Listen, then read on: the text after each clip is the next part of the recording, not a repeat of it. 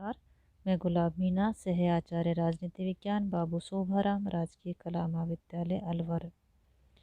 बच्चों, आज हम करेंगे बीए पार्ट सेकंड ईयर के प्रश्न पत्र सेकंड के अंतर्गत 1909 के अधिनियम पार्लियामेंटो सुधार की आलोचना। इससे पूर्व की वीडियो में हमने 1909 के अधिनियम की प्रमुख धाराओं का उल्लेख किया था। आलोचना में प्रथम है, इस अधिनियम द्वारा भारत में उत्तरदायी सरकार की स्थापना नहीं की गई। भारत सचिव लॉर्ड मार्ले का उद्देश्य भारत में उत्तरदायी शासन की स्थापना करना नहीं था। दिसंबर सन 1908 में उन्होंने हाउस ऑफ लॉर्ड्स में भाषण देते हुए स्पष्ट कहा था कि यदि सुधारों के विषय में कहा जाए कि इनसे प्रत्यक्ष या अप्रत्यक्ष रूप से भारत में संसदीय सरकार की स्थापना होती है, तब मुझे ऐसे कार्य से कोई संबंध नहीं। इससे भारतीयों को बहुत निराशा हुई। डॉक्टर जकारिया ने कहा कि इन सुधारों द्वारा जो चीज़ भारतीयों को दी गई वे बिल्कुल अर्थ शून्य है।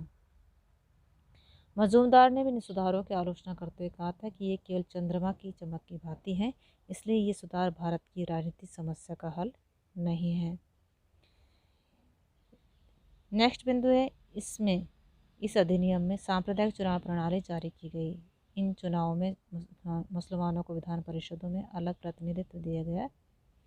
सरकारी नौकरियों में भी बाद में मुसलमानों के लिए स्थान सुरक्षित किए जाने लगे। मुसलमान मतदाता केवल मुसलमान उम्मीदवार को ही वोट दे सकते थे।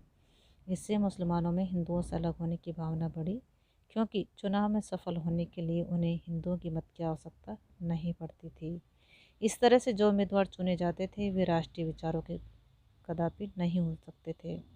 उनसे यह आशा की जाती थी कि वे सब तरह से अपने संप्रदाय के हितों की रक्षा करेंगे। उनको दूसरे संप्रदायों के हितों की रक्षा तनिक भी नहीं थी। बाद में यह अलग प्रतिनिधि भेजने का अधिकार सन 1919 के अधिनियम के अनुसार सिखों, हरिजनों, एंग्लो इंडियनों, यूरोपियनों, ईसाइयों को भी दे दिया गया था।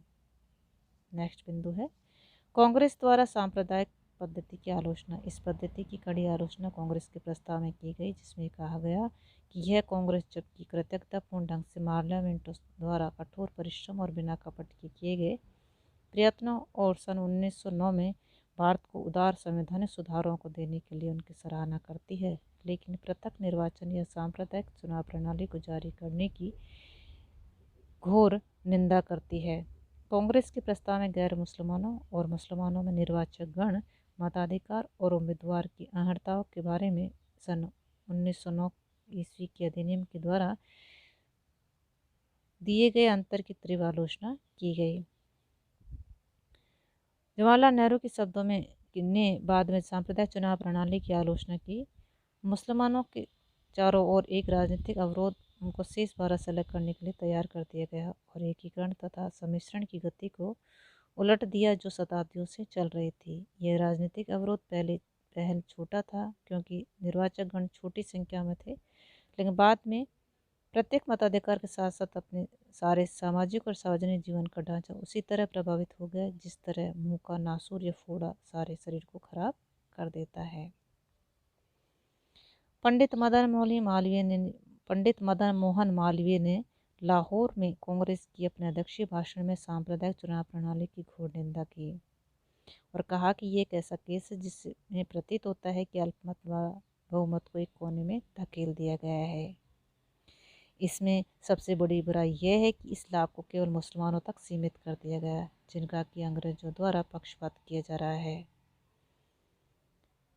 नेक्स्ट बिंदु है, इस अधिनियम द्वारा अप्रत्यक्ष चुनाव प्रणाली आरंभ किया गया। इसमें जनता को केंद्रीय प्रांतीय विधान परिषदों के लिए प्रतिनिधि भेजने का अधिकार नहीं दिया गया है। इस तरह से जनता को राज सत्ता से वंचित रखा गया है। इस एक्ट के अनुसार वयस्क को मत देने का अधिकार नहीं था, बल्कि मत देने का अधिकार बहुत ही थोड़े लोगों को दिया गया।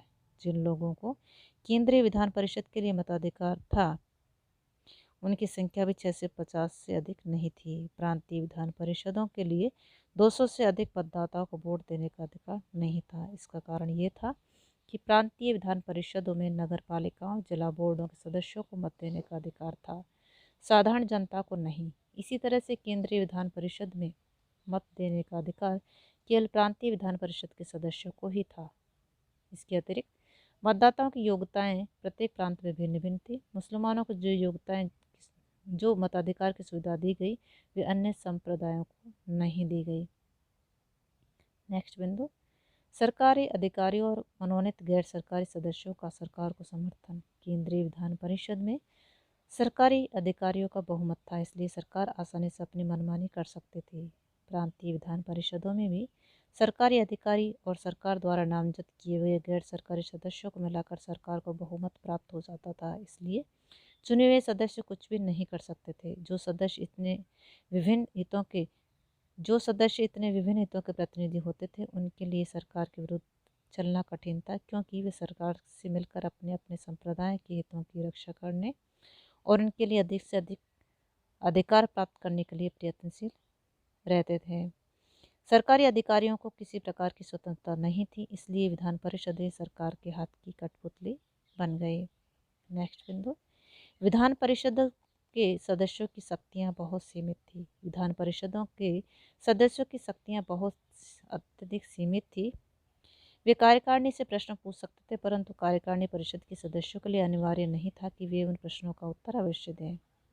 सदस्यों की इच्छा पर सदस्यों को सार्वजनिक मामलों पर प्रस्ताव पास करने का अधिकार था, परंतु उनके प्रस्ताव के लिए सिफारिशें ही थी। ये सरकार की इच्छा पर निर्भर था कि उनको माने या न माने। विधान परिषदों के सदस्य बजट पर बहस कर सकते थे, परंतु केंद्रीय या प्रांतीय सरकार के 1 रुपये पर भी उनका सीधा नियंत्रण नहीं था। इसी तरह सरकार को बिल पास करवाने में किसी प्रकार की कठिनाई नहीं होती थी, क्योंकि सरकारी गुट सदा सरकार की सहायता के लिए तैयार रहता था। इसके अतिरिक्त वायसरॉय और गवर्नर को इन सब मामलों पर निषेध अधिकार, वीटो की शक्तियां भी प्राप्त थी।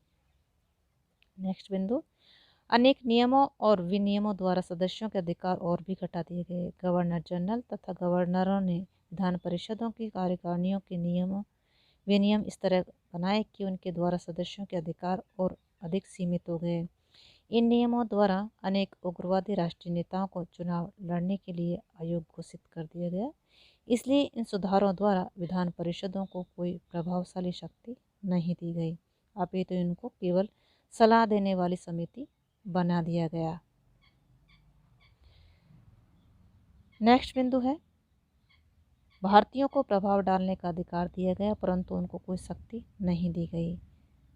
Sir SP. सिन्हा ने, जो कि महाराज्यपाल की कार्यकारिणी परिषद की पहले भारतीय कानूनी सदस्य नियुक्त किए गए, एक मुलाकात में सन 1917 में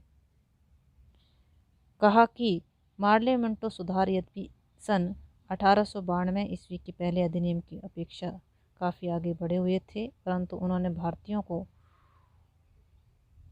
प्रभाव डालने का अधिकार तो दिया, परंतु कोई वास्तविक शक्ति नहीं दी।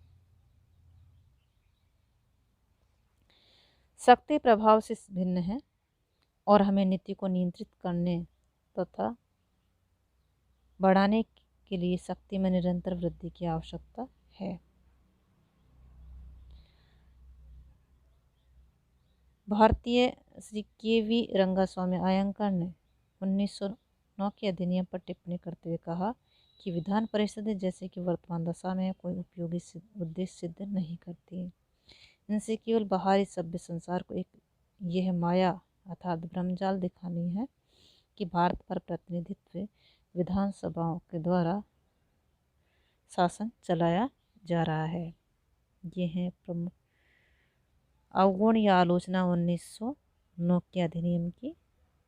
आज के लिए इतना ही। थैंक्स।